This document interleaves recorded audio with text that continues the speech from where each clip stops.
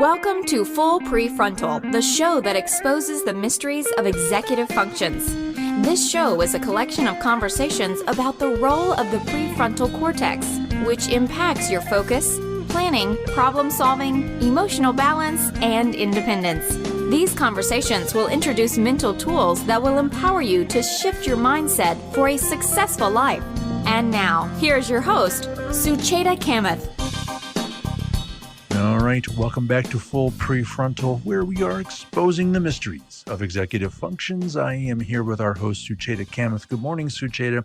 As usual, always great to be with you and looking forward to yet another very interesting conversation. But this is going to be interesting because what you're going to lead us off with is a discussion around the first very serious injury, I guess a brain injury that really leapfrogged us into helping us really understand the brain, right?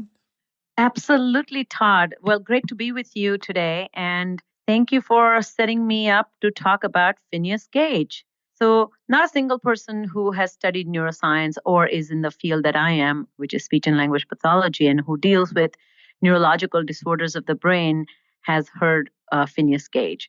So Phineas Gage was a foreman of a railroad construction crew in 1800s. Not much is known about his personality or other characteristics, but what we know is after the injury he endured. But he was strong and capable and a responsible man who was hired to do this work, railroad construction.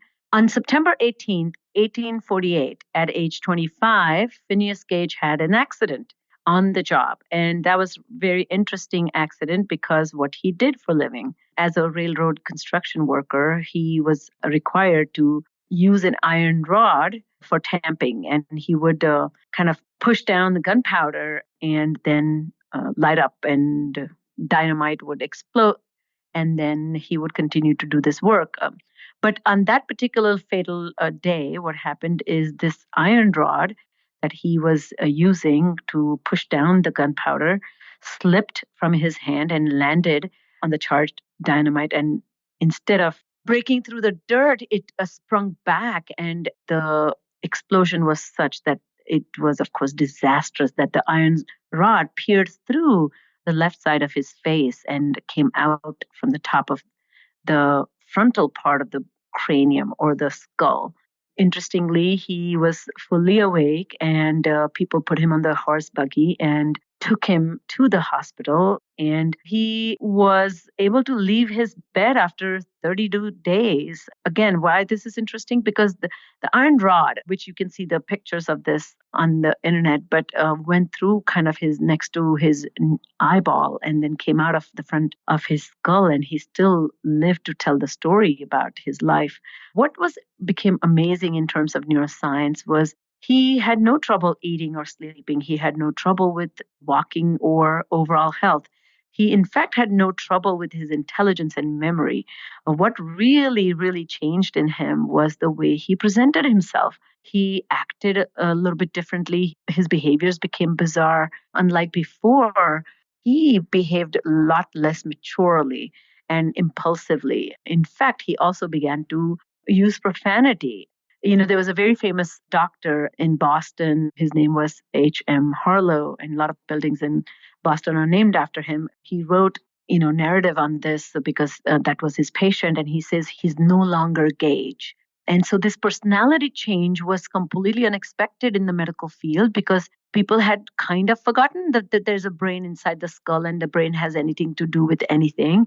They thought it was, in fact, a useless vestige that can be just left ignored. And so Phineas Gage continued to live for 12 years and died in 1866 of a severe convulsion. But what was known about his life was he certainly became unmotivated, unable to mobilize his forces. As I mentioned earlier, not much was known about him, but what was known was he was able to hold a job and he was able to show up on time and get it done. But that became impossible after this kind of injury. He became complacent, unmotivated. He would just sit in one place. And many people kind of studied this interesting man. And he, in fact, informed what was yet to come in terms of neuroscience or neurology or connecting brain to behaviors. So one such very famous, I wouldn't say scientist, but a doctor wrote about this. His name was Alexander Luria, who has talked about frontal lobes. And what, again, is fascinating about these patients who had challenges with frontal lobes, their complex functions became impaired, but their basic abilities stayed intact. And that's where I'm trying to bring our conversation today to everybody's attention, that executive function deficits that I so much have spent my career addressing and helping people develop these abilities are really only become evident or problematic when they fail individuals in orchestrating a complex, multifaceted life. And the deficits are such that the individual is able to do individual action or, I can do math, I can write, I can drive. But when it comes down to writing something very complicated in time so that you can get into your car and go for an appointment on time requires kind of setting the deadline, stopping yourself, starting yourself, and getting things done in time. That becomes a complex function. So today's guest is really going to talk about this complexity from the point of view of traumatic brain injury. So it gives me great pleasure to talk about a fellow speech and language pathologist, a colleague of mine, and incredibly amazing individual. And his name is Dr. Jerry Hoepner. He is an associate professor of neurogenics at the University of Wisconsin.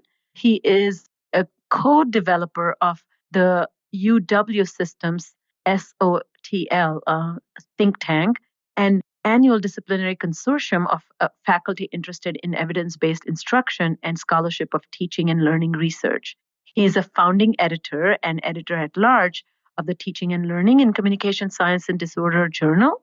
Dr. Hoepner's research has been published in a variety of journals, including the Journal of Scholarship of Teaching and Learning, the Journal of Teaching and Learning with Technology, Brain Injury, Aphasiology, and the Journal of Interactional Research in Communication Science and Disorders. Dr. Hoepner's research interest includes self-assessment, video self-modeling, coaching everyday partners of individuals with traumatic brain injuries and aphasia. He also researches teaching pedagogies and self-assessment in university students. He has many interests, including utilizing everyday routines to reduce demands on working memory and optimizing executive function. Jerry remains active in community programming for individuals living with traumatic brain injuries and those living with aphasia, including being a co-founder of Chippewa Valley Aphasia Group, Chippewa Valley Aphasia Camp, and Mayo Clinic's a mild traumatic brain injury group and a Blue Gold brain injury group. So as you can see, he has an extensive experience working with people with a wide variety of neurogenic communication disorders. And today I have the privilege of talking to him, particularly the lens of executive function and brain injury. Well, Sucheta, I'm looking forward to the conversation with Dr. Hoepner. But I was familiar with the story about Phineas Gage, and it also reminded me of that film regarding Henry, starring Harrison Ford and Annette Bening. I'm sure you're familiar with that film. Oh, yes, yes. And you remember the story there where he was shot twice, once in the head and once in the chest. And the shot to the brain didn't really affect him. It was the shot to the heart where it affected the oxygen flow that really caused his mental deficiency. So it just tells you how strong the brain is and how it can sustain an injury, even like Phineas Gage did. So it's a fascinating source of study, the brain, I have to tell you. All right. Well, as you teed us up for, Sucheta, the conversation with Dr. Jerry Hoepner promises to be very, very intriguing. Let's get to it. So this is Sucheta's conversation with Dr. Jerry Hoepner. Welcome to the podcast, Jerry. I'm so delighted to have you, and thank you for your time. Thank you for this opportunity. I look forward to sharing. So as we get started, I would love to kind of have you define what executive function means in a layman's term so an average person can understand. How would you describe them? Sure. I think it helps to think about where executive functions take place and what they look like. The broad definition that I use is that they're goal-driven, so they're seeking to accomplish something. They're novel, and they're kind of in the moment. So you can't necessarily always predict these kinds of things. Because of that, it makes them a little bit squishy or tricky to assess and even to rehabilitate or intervene for, because they don't really happen in controlled contexts. They happen in the real world. Those real world kinds of moments happen in, complex settings or environments where there's noise and visual distractions and all of these competing stimuli, even things within us like, our attitudes and our feelings and, if we're in pain or if we're well rested, all of those different kinds of things can play a role. So as soon as we start to pull that out of the real world context, it becomes less truly executive functions, and it starts to draw on other cognitive functions like memory and so forth. So I think that's a good start in terms of what executive functions are. When I think of those executive functions, I think about them playing out in communication, our interactions with other people, the things that we know to do in terms of social communication, we don't always follow through with depending on the demands of that situation. So we might kind of break some of those, what we would consider conversational or interactional rules, just because we're focused on something else. And even though we know to do it, we might miss it. Got it. So in other words, it is what we want to do and how we get what we want to do done requires executive function. Agreed. Yep. And I think about a few different stories of some of the people that I've worked with. I worked with a 12-year-old girl who had a moderate brain injury. She had returned to school and she was doing really just fine in school, other than the fact that by the time she got home in the evening, she was just kind of worn out, completely spent. It's funny, she actually lives not too far from the neighborhood where I live, and that's kind of important to the story because she came home one balmy Wisconsin day, it's 20 below zero, and realized that she was locked out of her house. Well, she knew what to do when she was locked out of the house. She had a spare key that hung around her neck. She forgot that day. She had a spare key under the mat, couldn't find that day. And actually, her best friend lived just a couple of houses down from her, so she could have gone there. And asked her outside of that real-world context, what should you do? Those would have been solutions that she would have identified. But in that real-world moment, that's not what she did. Instead, she just got overwhelmed by the moment, so to speak, the cold weather, the fact that she was exhausted and kind of ornery, that frustration of not being able to find that key that she thought would be right there. And then she didn't act on that in the way that we would expect her to. She kicked the steel door until there were dents in the steel door, and she banged on the door and yelled and screamed, but she didn't actually follow through with a plan that she was very capable, from a memory and a knowledge standpoint of doing. That's executive dysfunction, when you just can't act on what you know to do because the amount of demands exceed the amount of capacity that she had in that moment. And that's such a terrific example. This reminds me of a young woman I worked with. She was 18 when I saw her, but at age 8, her mom had asked her to make her bed, or I forget if it was make her bed or do her homework right after she came. And she got so upset that she went upstairs and packed a snack and a backpack, and she decided to leave the house. And she said, I'm going to move out. And so she just got out and started walking in her neighborhood and came to the highway, and she had not thought through anything. So suddenly she came to a junction or a place that she had no further plans. And she just plopped herself. And it wasn't until half an hour the parents discovered that she's actually missing. And the parents frantically started running around and then finally found her, which was just 2 blocks away. But that reminds me of that story. So yes, definitely sounds like this. The way you are explaining to our listeners that it's your capacity to show what you know by actually doing all the taking the right decision and executing right steps to come to a place where the outcome that you have is what you want for yourself. Correct? Correct. So can you help our listeners understand this, that developing executive functions don't develop all at once, and they are slow to emerge, and they gradually exfoliate to this more complex abilities. But then you take something like traumatic brain injury or concussion, and you lose these abilities. How can we compare the two set of challenges, the developing skills as well as skills once were developed but lost because of an injury? Yes, that's a terrific question. And I want to kind of talk in basic terms about how the brain develops and some of the things that occur in that process and how it ages normally and what happens when it's disrupted. That'd be Sometimes great. we get both of those things happening kind of at the same time. So you have someone who is in the process of developing their executive control, and then they have something that disrupts it. So that it can be pretty complicated in that way, but we'll try to make this straightforward. Something that really helps me think through development in terms of the brain is the simple idea that the brain develops in the shape of a C. So if you can imagine me, and I do this for my students, and when I speak to people, kind of holding up my hand in the shape of a C, everything towards my wrist or towards the back of my hand develops early and tends to be preserved later in life. It's not as susceptible to some of the change that might occur with aging or trauma, things like that.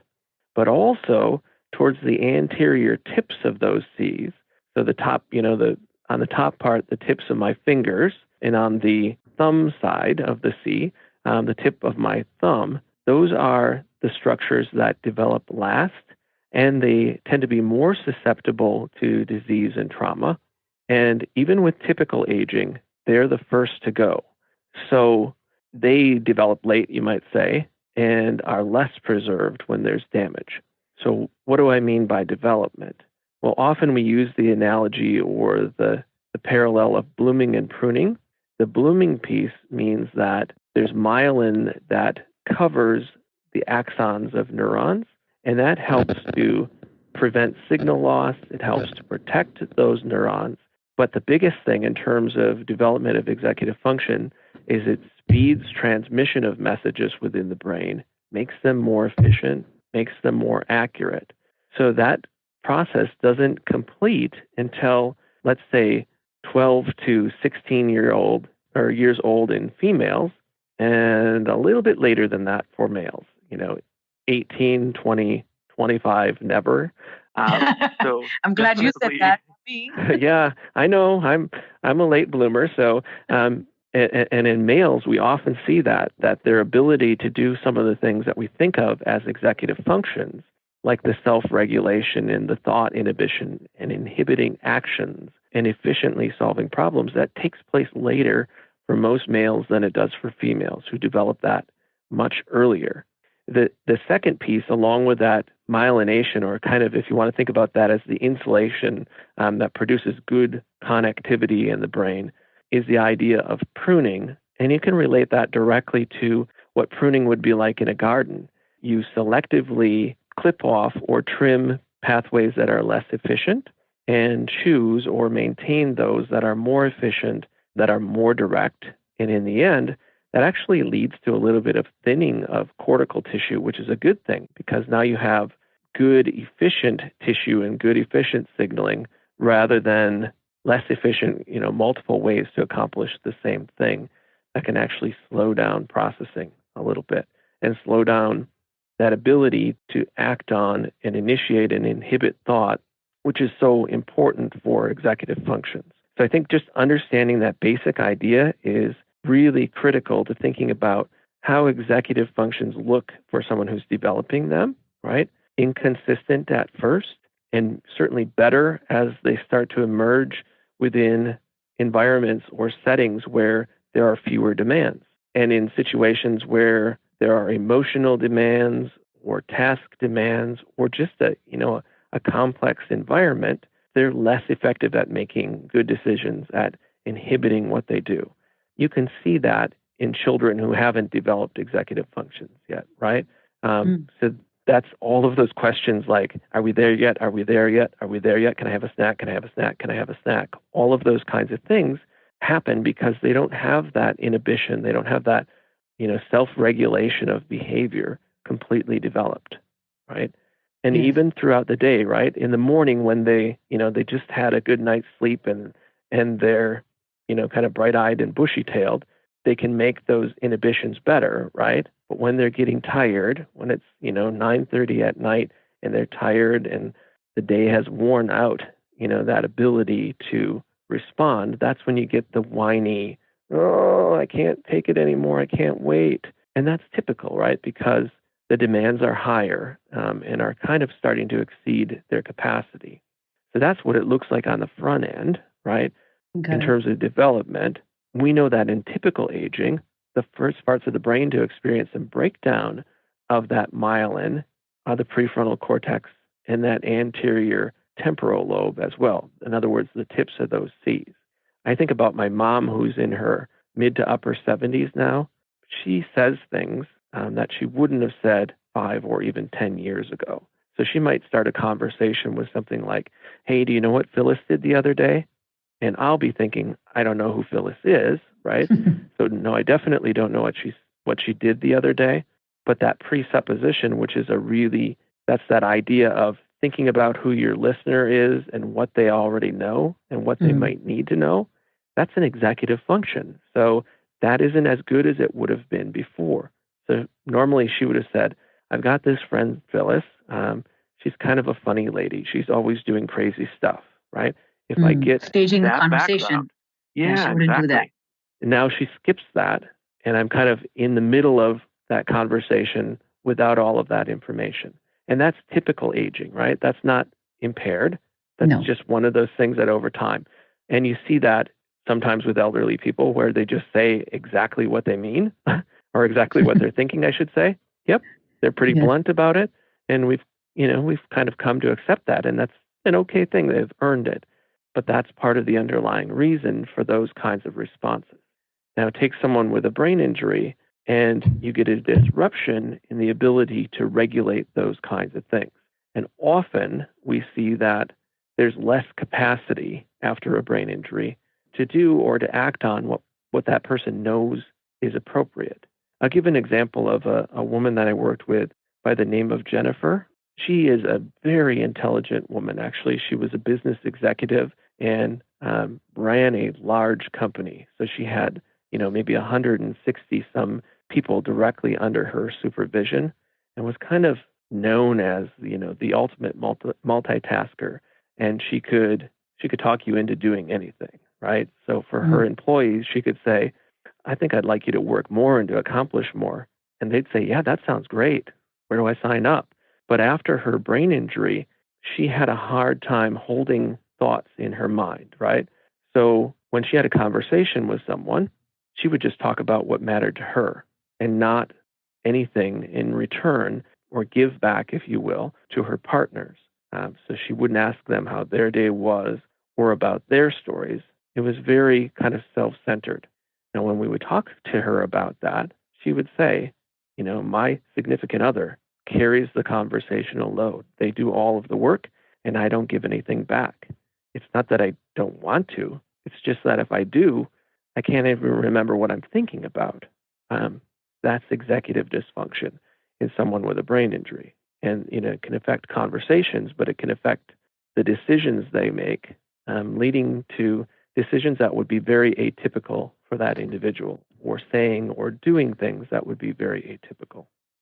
So you're describing some really important things that are much more evident during clinical practice. You and I have experience of working with people. So it starts off with these difficulties that are unseen, which is not being able to hold a thought in your consciousness or in your working memory, or not able to control your impulse, which is also invisible, or not able to take perspective from somebody else's point of view. But in my experience, it affects and you're describing this so eloquently, is the interpersonal communication, and it impacts the social emotional relationship with the world. So do you experience that as well in your practice, that when we look at people with the traumatic brain injury or with developmental anomalies with executive dysfunction, that they're presenting a lot of social emotional dysfunction, which is only seen through their behaviors, but the underpinning of that is kind of invisible? Absolutely. A lot of times that's very hidden. And I think one of the things that perpetuates or is challenging about that process is that people see them do well in one context. So they see them have a good interaction, or they see them do something successful, and they think, hey, I just saw you do it there. Why aren't you doing it now? And that's because the conditions have changed. So they're in a more complex physical environment, or they have more internal thought demands and, emotional demands, things like that. And that directly changes their performance so that what they were able to do, the day before or even earlier in that same interaction has changed and they can't do it anymore. I think the challenge for people that haven't had that clinical experience is that sometimes it's interpreted wrong. So I saw you do it a few minutes ago, and then I saw you do something less appropriate now. That's because you don't want to do it, or you're trying to upset me. And I think they sometimes attribute some kind of volitional planning to that, when it's really, I just don't have the capacity to do that right now because I've used up all of those cognitive resources on just dealing with the context that I'm in. So as we come to the end of the show, I have a question. What kind of lifestyle promotes a healthy state of executive function development or maintenance of executive function? I think the more that you can keep things consistent, the better, because that creates fewer of those ups and downs in that conversation or in the interaction in general. So one of the things I'm a big proponent of is just habits and routines. Those kinds of everyday kinds of schedules, things that happen the same way each time, put very few demands on executive functions. And the result is that it conserves that ability to solve problems in the moment, to inhibit an action or a thought in the moment. And that actually allows people with executive dysfunction to make better decisions. But, for example, in a conversation, to give back, right? If I use the analogy, if you're redlining all day long and just able to hold in your mind what you need to say about yourself, you don't have anything left in the tank to ask questions of the people that you're around or to compliment them on something that they've done. But if you can save a little bit of fuel, you can ask them, hey, how was your day? Or thank you so much for everything that you do. We know that one of the key determinants in terms of breaking down relationships after a brain injury or other effects to cognition that affect that executive functions isn't really all of the frustrating things that they do. It's just people with executive functions don't give back. So they don't ask those questions. They don't create this balanced interaction where... Reciprocity, yeah. Yeah, exactly. So if we can conserve through routines and habits, we can conserve some of that processing, it just leaves a little bit more to kind of do those social pragmatics, what I call icing on the cake, the good interactions, because there's a little fuel left. Oh, terrific. Thank you so much, Jerry, for your wisdom and sharing this with me today. Before I let you go, if people want to know more about your work or want to find out or have questions for you, what's the best way they can reach you? They're welcome to email me, actually. So that is hoepnejk@uwec.edu. That's completely fine. And we will be attaching the references and your website for our listeners as well. So once again, thank you so much for your time, and I really appreciate it, Jerry. Thank you. All right. Well, Sucheta, as I suspected, yet another great conversation on the show. And what a great conversation with Dr. Jerry Hoepner. I guess the best way to start is just to share with us some of your initial thoughts and give us a general rundown of this conversation. Yeah, I think the main idea comes to my mind is how Jerry really took the time to emphasize context. Modern human society is dynamic, where its members are juggling multiple complexities of real life, sometimes well and sometimes not so well. Our daily life that is riddled with distracting thoughts or uneven mental tempo and simple human folly of decision fatigue, sheer confusion of too many choices, or even personal doubt about the actions we are about to take or have taken.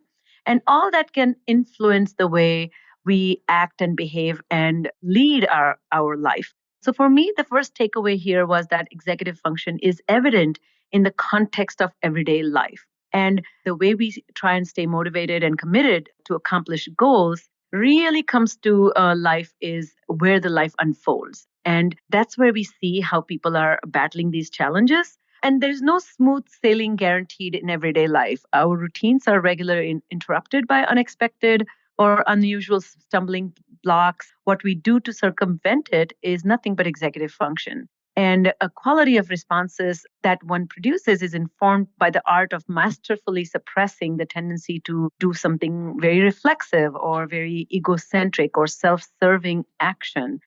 Jerry was talking about is to put through the filter of context. And the context is the king in this way. Another thing I want to tie back to, like we have had 30 to 40 episodes now. And time and again, many previous experts have said this about executive function, that it is what you do with what you have previously learned and then eventually have come to know to do. But just because you know something to do, you will not do it. And that's why application is at the heart of executive function. Those who get buried under the demands of everyday life, their executive function fail them. And so some get overwhelmed, some fumble or fall flat on their face, while some fall apart. And what we get to witness is utter failure to act on what you know to do. And that's, again, context is really, really key here. That's something we are capable of doing. Suddenly we become incapable because the context is a lot more demanding than the skills you bring. And these skills, as Jerry mentioned it, I have talked about it, are very volatile. That means they may be great in the morning and horrible at night, or they could be bad because something has happened that has taken away your attention or emotions. You're exhausted. So the last thing I will say is that when the world watches you behave this way, somebody who's come to know you as somebody punctual, or somebody thinks you are highly undependable, the world is responding to your inconsistencies in executive function or consistencies of it.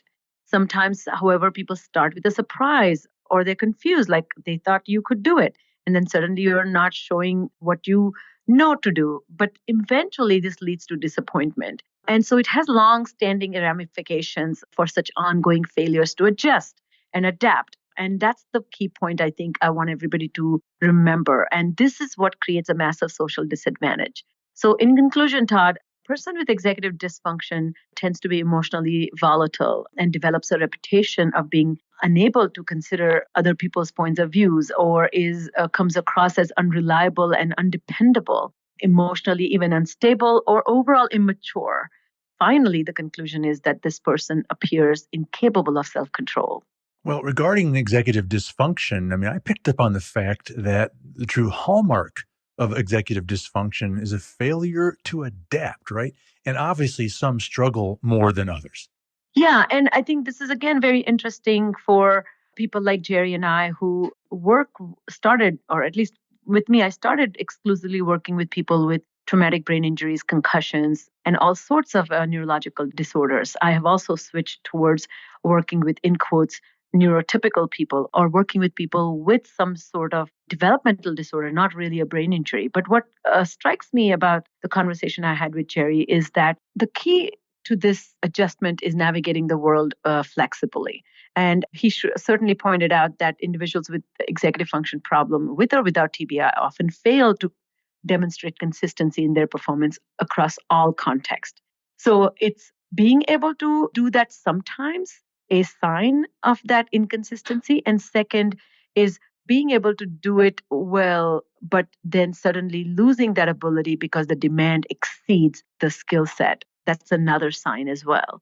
And so that, as I mentioned earlier, can be very confusing. But each and every person listening to this podcast should really take a personal inventory of where is it that in their daily life, their demands are exceeding the capacity. And if that's the case, executive function is first to give. And the way it will demonstrate itself is impatience, frustration, irritation, or explosion, but also slowness in thinking, confusion, not following instructions, becoming impulsive and making lots of mistakes, having to redo the work, and overall inadequate, inefficient approach to life, if that makes any sense. It does make sense.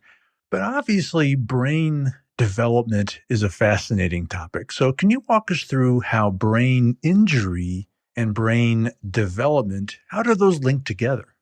Well, I think, and Jerry did a fabulous job about this too, that I think it's important for people to understand that brain is in a constant state of change. This change in younger years when the brain is developing and learning and becoming mature there's a certain aspects to it that's different than somebody who, like you and I, who is learning to develop more and more abilities because our brain never stops to learn. But the key principle that he was emphasizing is that there's a C, if we use our hand and make shape of C, then the brain develops from back to front. And the front is the prefrontal cortex. And so that's last to mature and last to get wired. And then the oldest skills or the early on learned skills are there to stay. They are much more solidified. They are much more strengthened. But the recently learned skills are last to learn and first to go when any injury to the brain happens. And so what are the last skills to be learned by human brain? That's the self-control, that's delaying gratification or paying attention to complex information, being able to judge and evaluate information and apply laws of reasoning.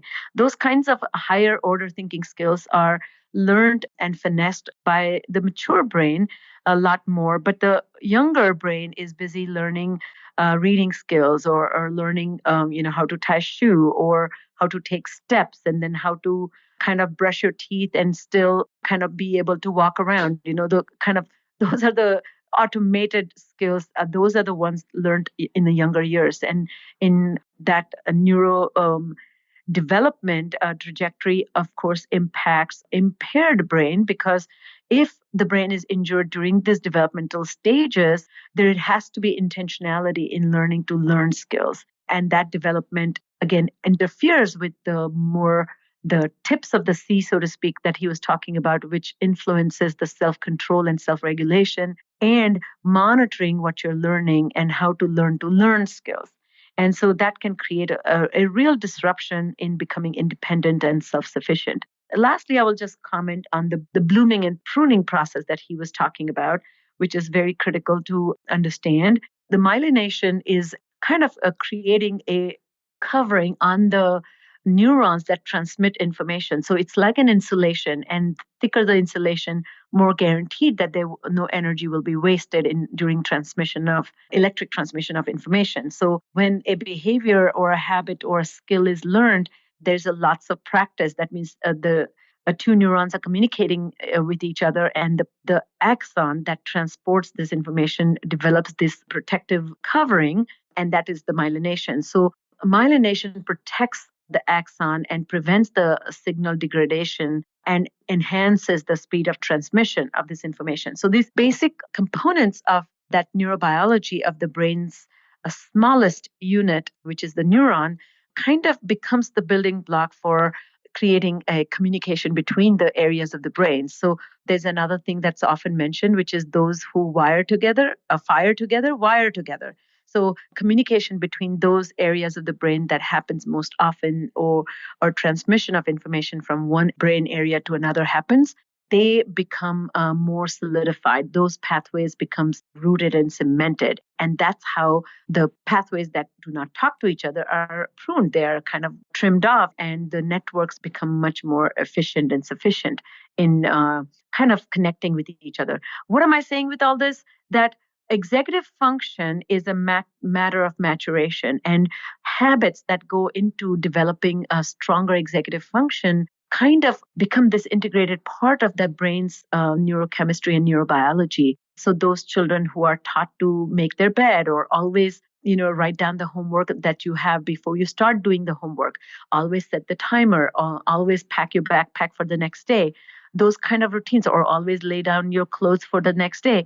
Those kinds of habits are really, really promoting the pruning and blooming of the neuronal network. The blooming part, of course, is that where that expanding ideas and developing greater connectivity brings on flexibility and brings on more freedom to do higher order thinking skills. So in short, I will end with this idea that brain functions are pliable. There's plasticity. That means brain continues to grow and develop. However, any trauma to the brain disrupts the interconnectivity between the brain's areas talking to each other.